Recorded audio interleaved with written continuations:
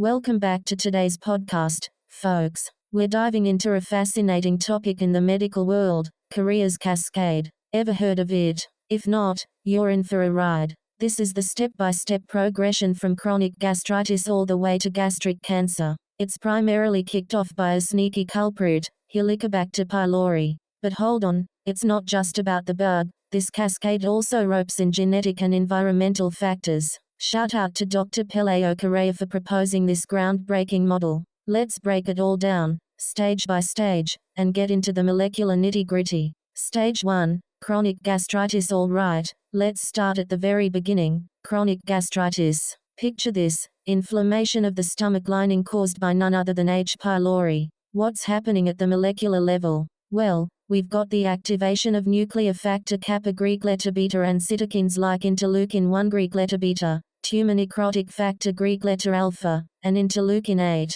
These bad boys drive chronic inflammation. Oh, and don't forget the oxidative stress, those reactive oxygen and nitrogen species ROS RNS, coming in hot and damaging DNA. Stage 2, atrophic gastritis. Next, we hit atrophic gastritis. Here's where things take a turn. We're talking about the loss of parietal and chief cells, which leads to hypochlorhydria, fancy talk for low stomach acid. Now, molecular changes. H. pylori virulence factors like CAGA and VACA disrupt cell signaling, telomeres start shortening, and we see epigenetic shifts like DNA methylation. It's like the stomach lining is losing its defense system. Stage 3, intestinal metaplasia. Moving on to intestinal metaplasia. This is when gastric epithelium starts to look more like intestinal tissue. Remember, it's not supposed to do that. At the molecular level, CDX2, an intestinal transcription factor, gets activated. Oh, and let's not forget the WNT Greek letter beta catenin pathway. It's all about abnormal proliferation now.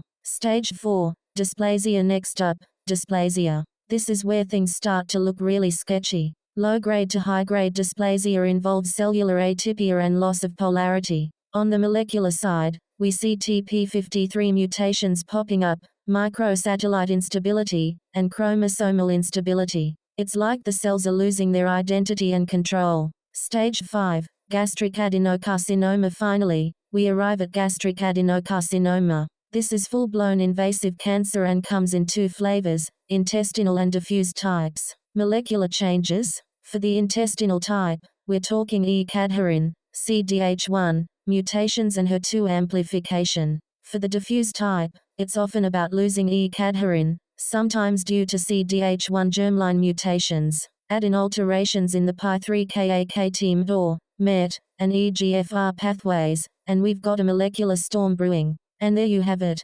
Correas Cascade in all its glory. It's a perfect example of how intricate and interconnected our biology is, and why early detection of H. pylori infection is so critical. Thanks for tuning in, and don't forget to like, subscribe, and share if you found this breakdown informative. Catch you on the next episode, the Everything Surgery Podcast, Dissect the Extraordinary.